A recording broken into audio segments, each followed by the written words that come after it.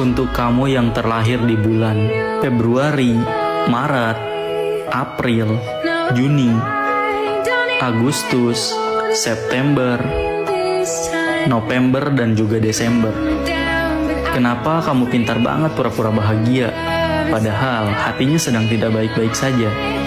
Ketika ada yang menyakiti, kamu hanya diam dan tersenyum.